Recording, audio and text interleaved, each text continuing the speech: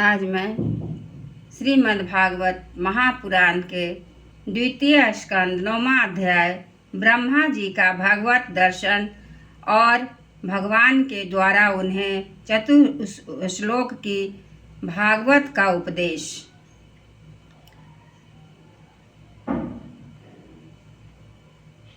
तो आइए पढ़ते हैं।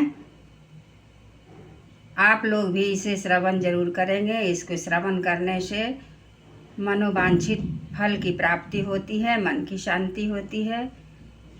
इसलिए आप लोग अवश्य सुनिएगा। अच्छा लगे तो लाइक भी करिएगा। तो आइए पढ़ते हैं।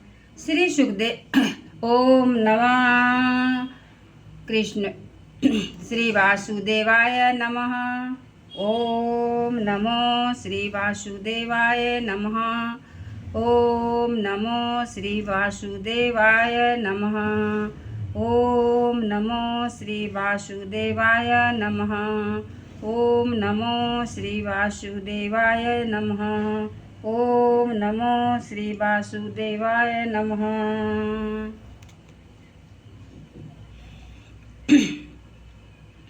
श्री सुखदेव जी ने कहा, परीक्षित, जैसे स्वप्न में देखे जाने वाले पदार्थों के साथ उसे देखने वाले का कोई संबंध नहीं होता, वैसे ही देहादि से अतीत अनुभव स्वरूप आत्मा का माया के बिना दृश्य पदार्थों के साथ कोई संबंध नहीं हो सकता। विविध रूप वाली माया के कारण वह विविध रूप वाला प्रतीत होता है, और जब उसके गुणों में रम जाता है तब यह मैं हूँ, यह मेरा है, इस प्रकार मानने लगता है। किंतु जब यह गुणों को क्षुब्ध करने वाले काल और मोह उत्पन्न करने वाली माया इन दोनों से परे अपने अनंत स्वरूप में मोह रहित होकर रमन करने लगता है, आत्मा राम हो जाता है,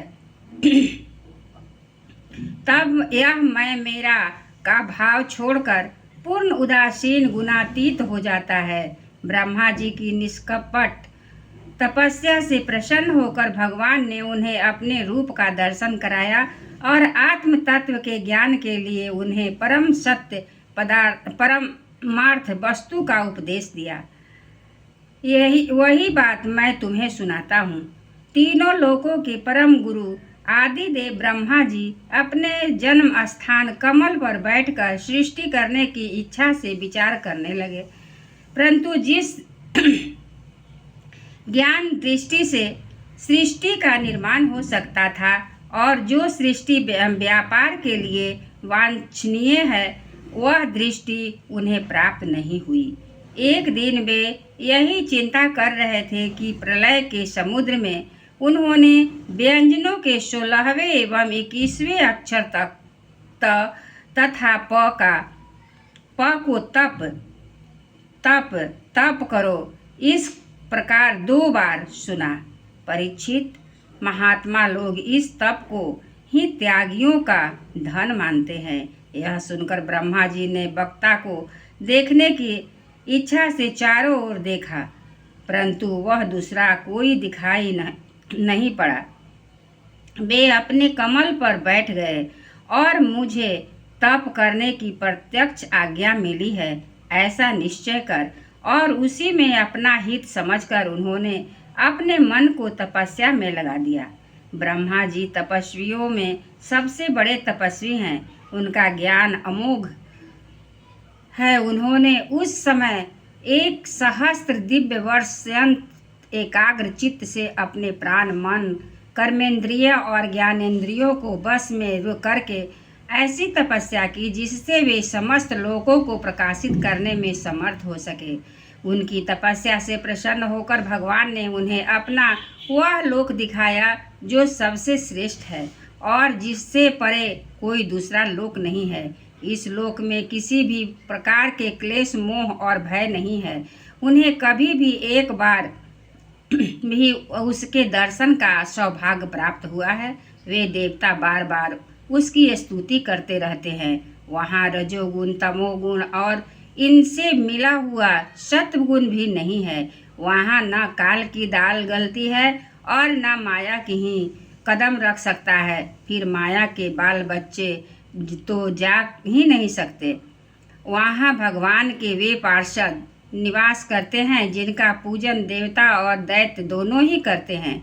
उनका उज्ज्वल आभा से युक्त श्याम शरीर, शतदल कमल के समान कोमल नेत्र और पीले रंग वस्त्रों से शोभायमान है।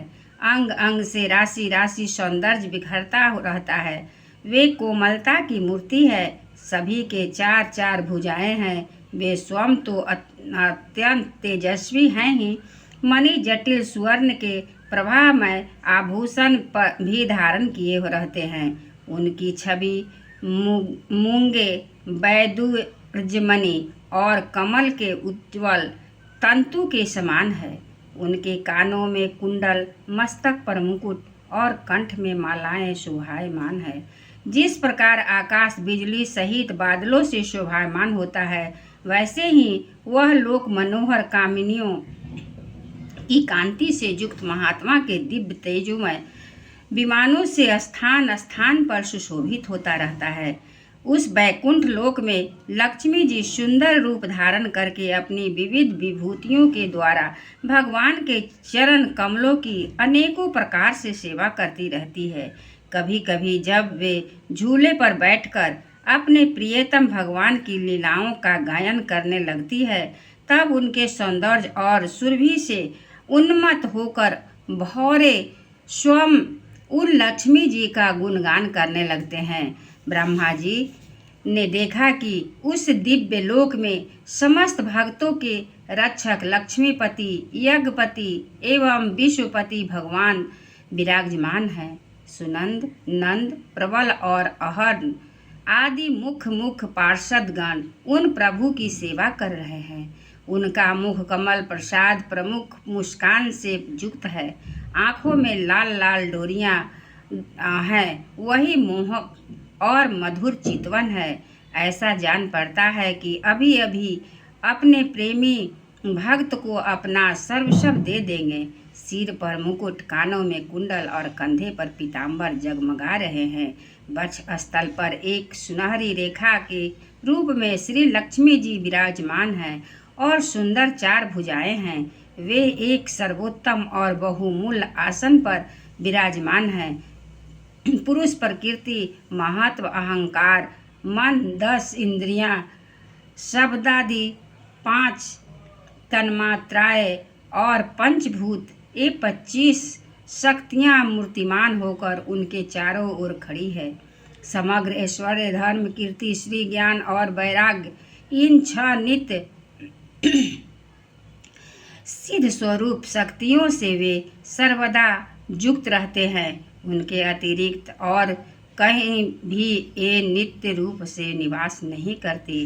वे सर्वेश्वर प्रभु अपने नित्य ज्ञान आनंदमय स्वरूप में ही नित्य निरंतर निमग्न रहते हैं। उनका दर्शन करते ही ब्रह्मा जी का हृदय आनंद से उद्रेक से लबालब भर गया। शरीर पुलकित हो उठा।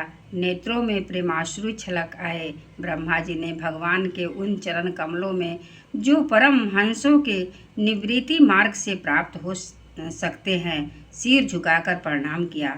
ब्रह्मा जी के प्यारे भगवान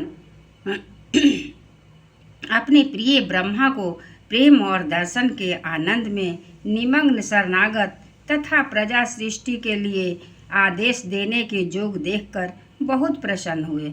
उन्होंने ब्रह्मा जी से हाथ जोड़ मिलाकर और मंद मुस्कान से अलंकृत वाणी से कहा,